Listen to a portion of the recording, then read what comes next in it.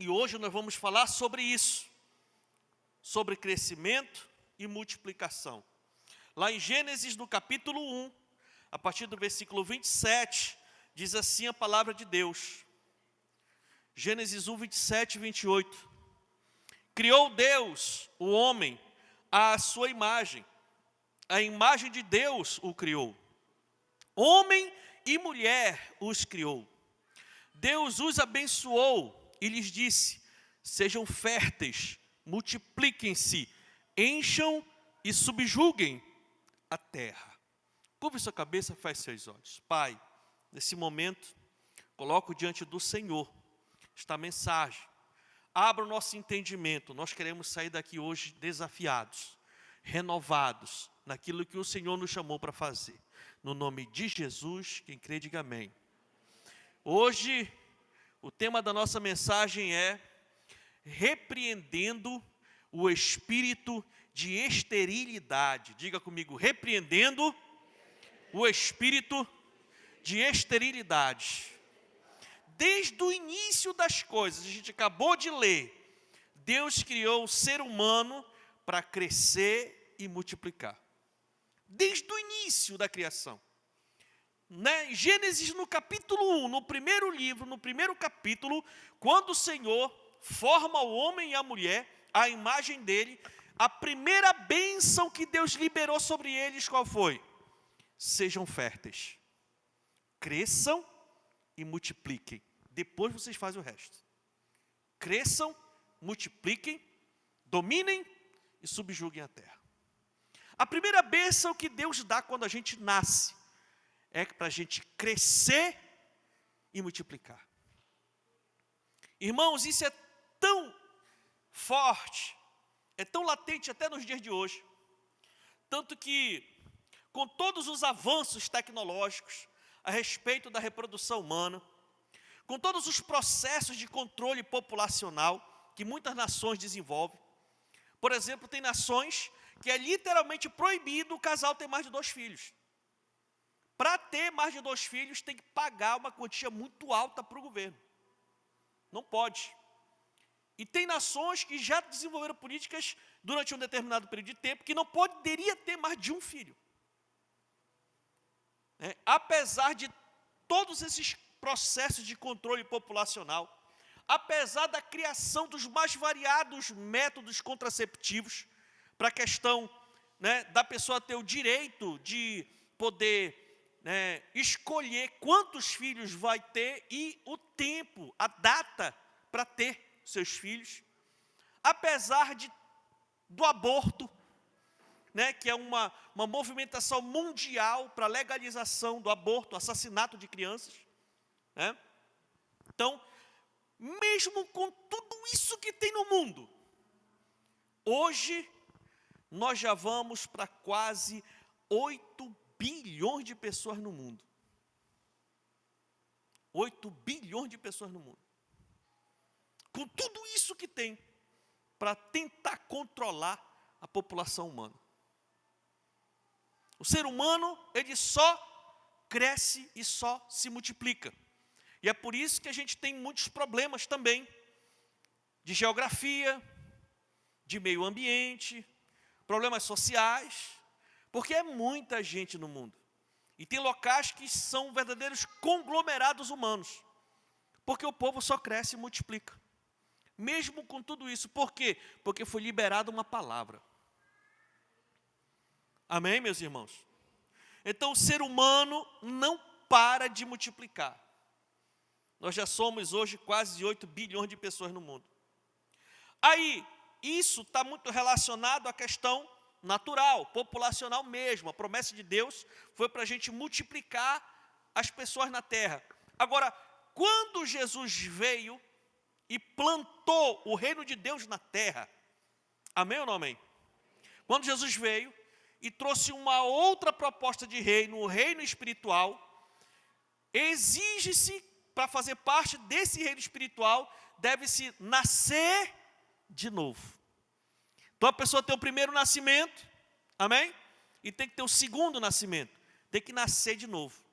Então, na entrada do reino de Deus, quando se passa pelo novo nascimento, junto com esse novo nascimento, vem a ordem de novo. Dentro do reino de Deus, no mundo espiritual, aqui na terra, nós também precisamos crescer e multiplicar. Amém, meus irmãos? Essa sentença vale tanto para o mundo natural, quanto para o reino de Deus. Todos aqueles que passam pelo segundo nascimento, precisam entender que já vem embutido nele um processo de crescimento e de multiplicação. Amém, meus irmãos? Isso é muito claro. Tá? O princípio de crescer e multiplicar continuou. Marcos 16, 15, 16 diz assim: e disse-lhes, Jesus falou, vão pelo mundo todo. Vão pelo mundo todo. Amém, meus irmãos? Mundo todo, e preguem o evangelho a todas as pessoas. Mundo todo, todas as pessoas. Quem crer e for batizado será salvo, mas quem não crer será condenado. Você está entendendo o princípio de crescer e multiplicar e dominar no mundo espiritual, no reino de Deus? Marcos 28, 18 em diante diz: então Jesus aproximou-se deles e disse: foi-me dada toda a autoridade no céu e na terra, portanto, vão e façam discípulos de todas as nações. Discípulos em todas as nações, batizando-os em nome do Pai, do Filho e do Espírito Santo. Né? Crescimento e multiplicação. Amém, meus irmãos? Atos 1:8, Jesus chegou com eles e disse: mas vocês receberão poder quando o Espírito Santo descer sobre vocês, e vocês serão minhas testemunhas em Jerusalém, em toda a Judéia e Samaria e até aos confins da terra. Crescer e multiplicar. Crescer e multiplicar. Isso vale tanto para o mundo natural quanto para o reino de Deus. Quem quer fazer parte do reino de Deus tem que entender que tem que andar debaixo dessa grande comissão. Amém, meus irmãos? A vontade de Deus é que o mundo todo se encha da sua glória. É que o mundo todo se enche da glória de Deus. E como é que vai acontecer isso? Crentes em todos os lugares do mundo, unidos pelo Evangelho de Cristo, glorificando a Deus pela mudança de testemunho de uma vida transformada pelo poder de Deus. A terra vai ser cheia da glória de Deus, quando em toda a terra estiver um servo clamando o nome do Senhor. Então, a vontade de Deus é que o seu reino se estenda por toda a terra, para que o nome do Senhor seja glorificado em todo lugar da terra, em todas as nações. E é por isso que temos aquela última promessa, antes do fim de todas as coisas. E então será pregado o evangelho do reino, em todas as nações. E depois disso que virá o fim.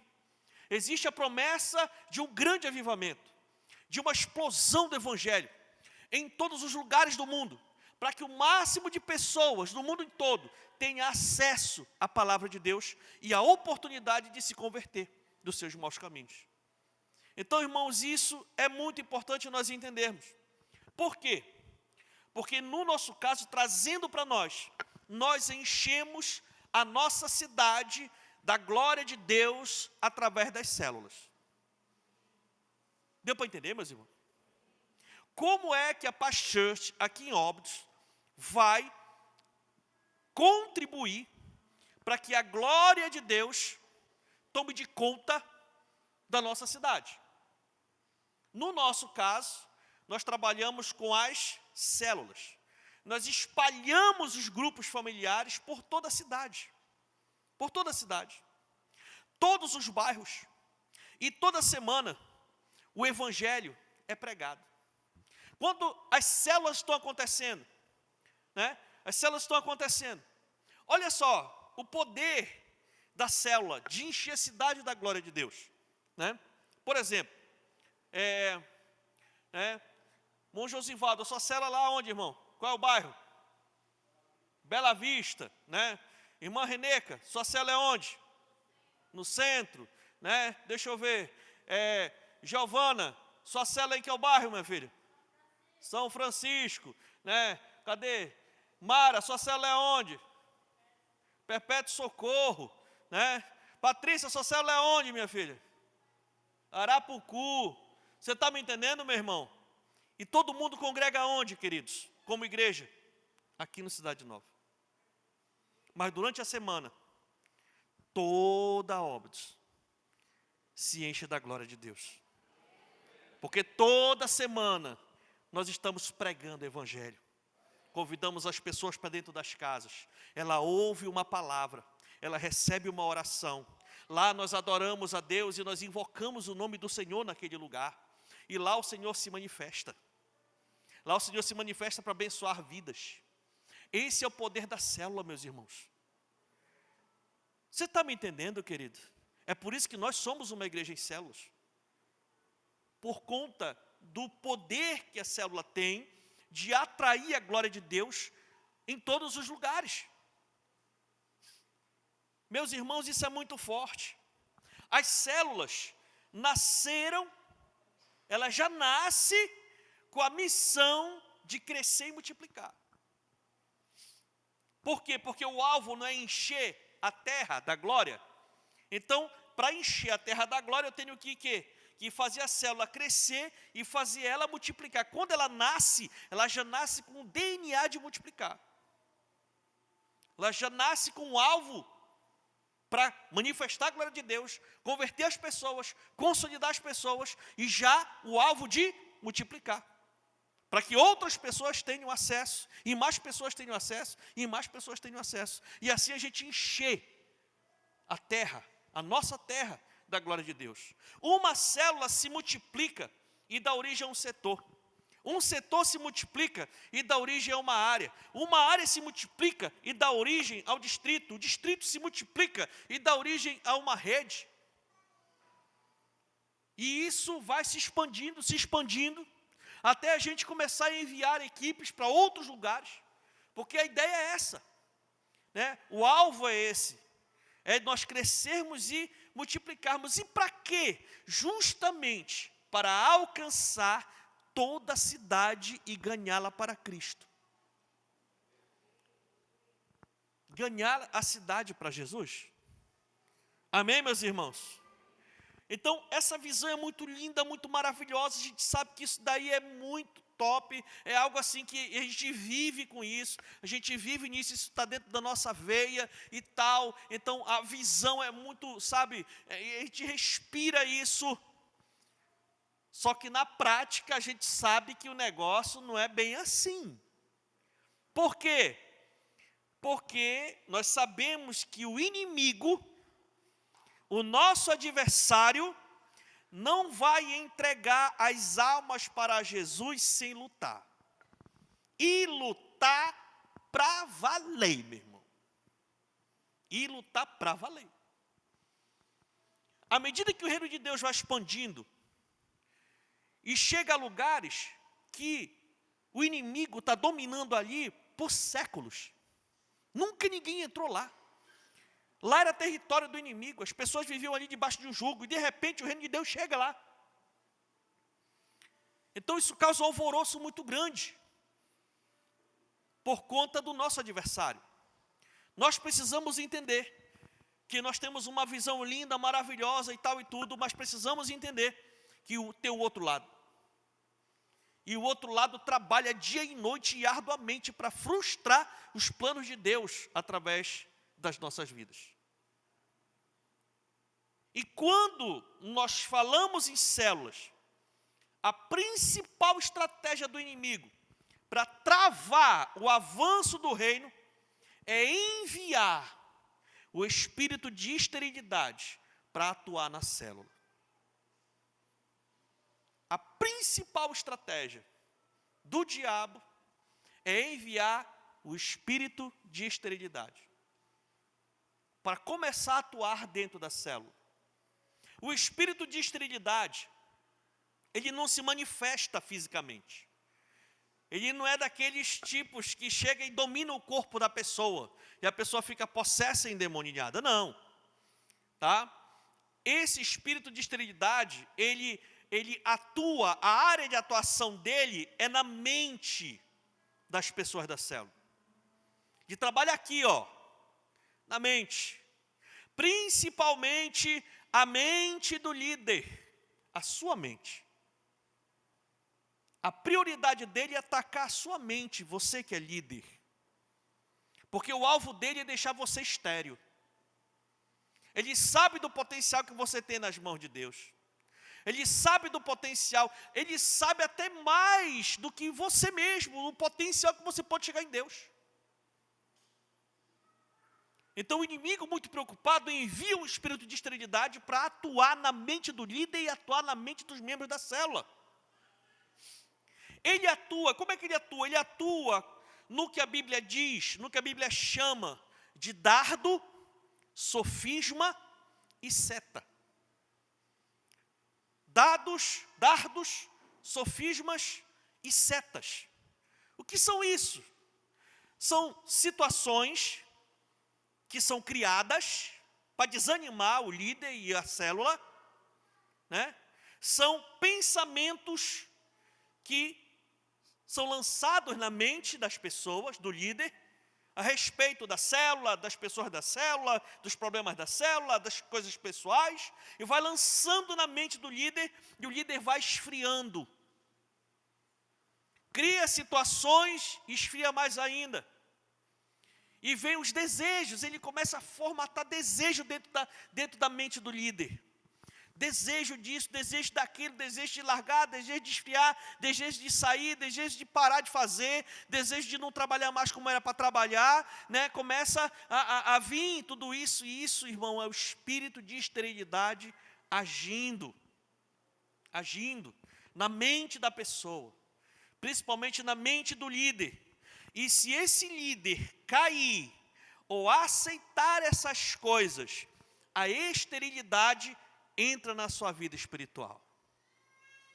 Aí a pessoa para de crescer. Ela para de fazer o que ela estava fazendo. Ela para de produzir como ela produzia antes. E o negócio se empaca e estanca. Então, essa é uma das principais estratégias que o inimigo trabalha na vida da igreja em células, trabalhando no espírito de esterilidade. Para você entender melhor, eu separei aqui alguns dardos, alguns sofismas, algumas setas que o inimigo, que o espírito da esterilidade joga na mente das pessoas. Por exemplo, ele joga lá na cabeça da pessoa: olha, eu não sou bom de célula. Tem gente que é bom de célula, mas eu não sou. Tem gente que entra, rapaz, é incrível, ela entra e vai fazendo, vai multiplicando e vai. Meu irmão, para mim multiplicar uma célula, uma luta muito grande. Eu não sou bom de célula. Então a pessoa começa a acreditar que ela não é boa de célula. Se me botar numa célula, eu vou falir essa célula. Se me botarem para liderar ali, eu vou deixar na mão, porque eu não sou bom de célula. Não gosto de fazer célula, não sou bom de célula. Né? Tem gente que é boa de célula e tem gente que não é, e eu sou uma dessas pessoas que não sou boa de célula. Dardo, sofisma do diabo, do espírito de esterilidade na mente da pessoa. Um outro sofisma: rapaz, a minha célula não vai multiplicar tão cedo, porque ela está muito fraca. Sabe lá Deus quando a gente não vai reverter o quadro desta célula. E a pessoa olha para a sua célula, olha para o seu setor, olha para a sua área e desanima. É o espírito de esterilidade em cima da situação. O inimigo ganhando vantagem na mente do líder. O líder começa a pegar corda e aceitar isso daí. Sabe, meu irmão? Outro sofisma: olha, rapaz, eu até que eu me esforço, faço muita coisa, mas as pessoas não querem ter compromisso com a visão. Olha, meus irmãos, rapaz, os meus membros, misericórdia, só o sangue de Cristo. Olha, eu peço para fazerem cooperação, para trazerem oferta, para vir. Rapaz, é uma luta para chegar para cá. Não quero ir para os cultos. Quando a gente faz os projetos da conferência, dos eventos, das coisas, não quero, é uma mania muito grande. Não quero ter compromisso, não. Sempre tem uma doença, uma desculpa para não vir no Tadel, fica falhando no Tadel, chega atrasado, não traz relatório, né? Então, as pessoas, sabe, elas não querem compromisso com a visão. Então, não querem compromisso, então por isso que está desse jeito aí. Vai ficar assim. Vai ficar assim.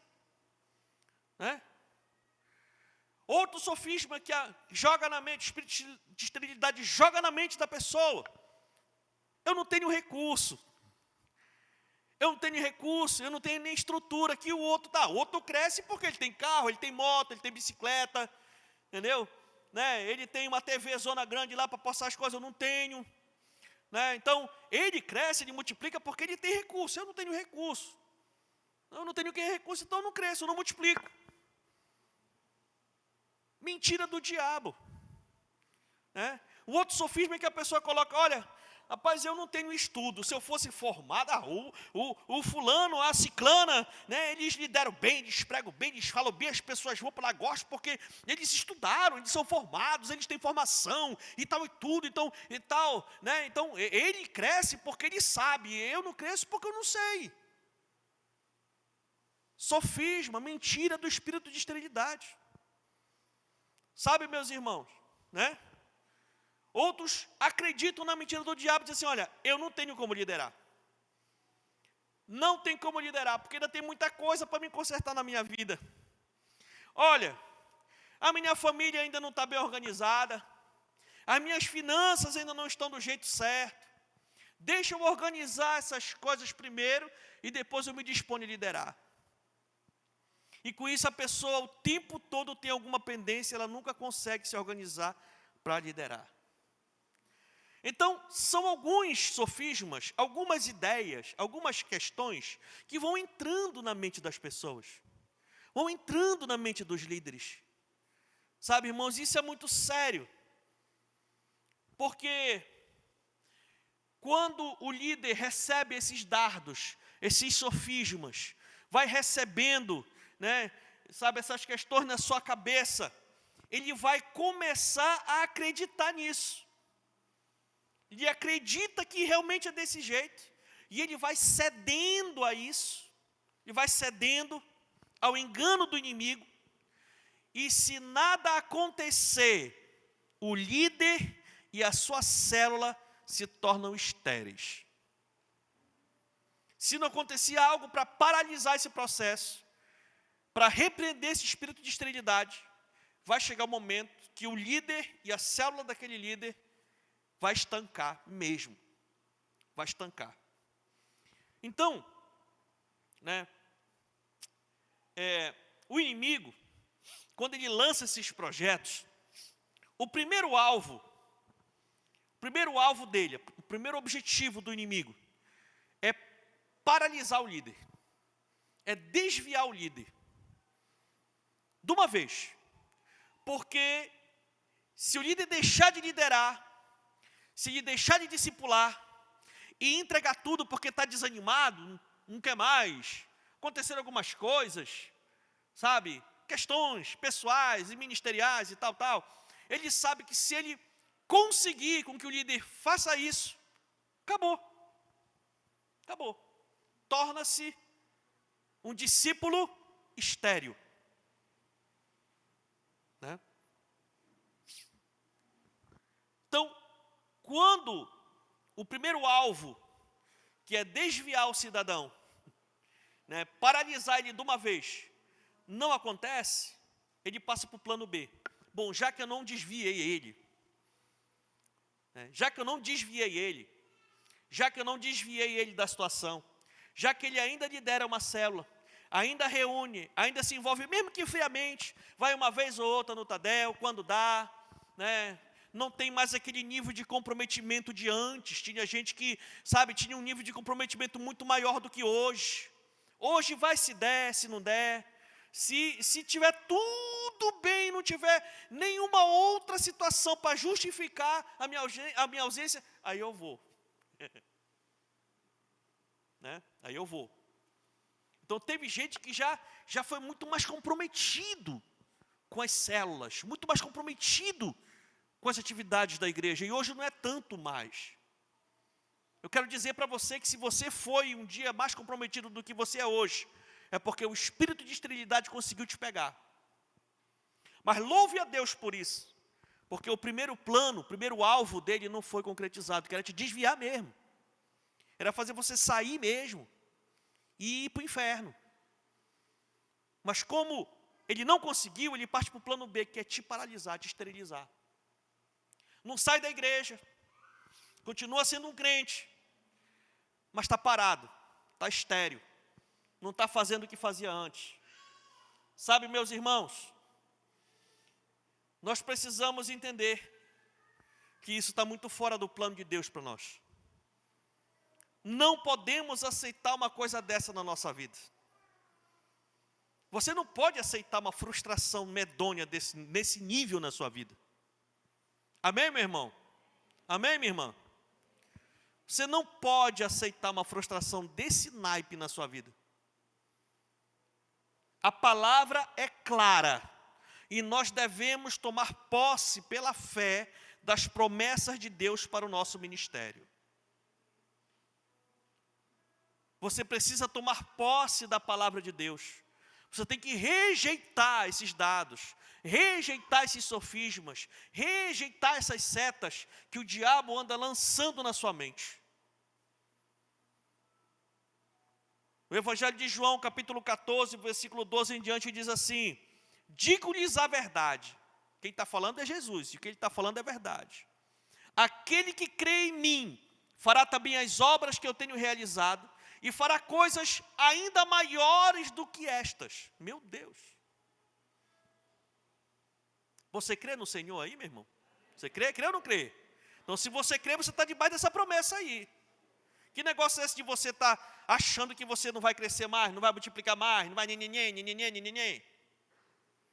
Você está debaixo dessa palavra, é a palavra de Jesus. Amém, meu irmão?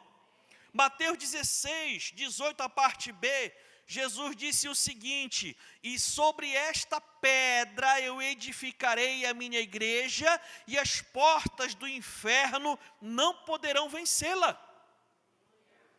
O diabo vem com tudo para cima de você, mas se você tomar posse e trabalhar debaixo da promessa, ele vai ter que bater em retirada. Ele vai ter que bater em retirada. Porque é a palavra que diz. E se você não ter fé e acreditar, a coisa realmente não vai acontecer. Lucas 10, 19 diz: eu lhes dei autoridade para pisarem sobre cobras e escorpiões e sobre todo o poder do inimigo, nada lhes fará dano. Irmãos, são promessas de Cristo para nós. São promessas de Cristo para a nossa igreja. São promessas de Cristo para o nosso ministério. Sabe? E olha o verbo aí está conjugado como, irmão? No passado. Eu dei, ele já liberou. Já liberou. Já está sobre você. Você tem que tomar posse e executar pela fé da autoridade que Deus já lhe deu. E não aceitar um trabalho mirrado, minguado, um negócio ali, sabe? Não, você precisa tomar posse da palavra e trabalhar pela fé, avançar pela fé. João 15,16, Jesus diz: vocês não me escolheram, mas eu os escolhi para irem e darem fruto, fruto que permaneça, assim de que o Pai lhes conceda o que pedirem em meu nome. Olha outra promessa de Jesus.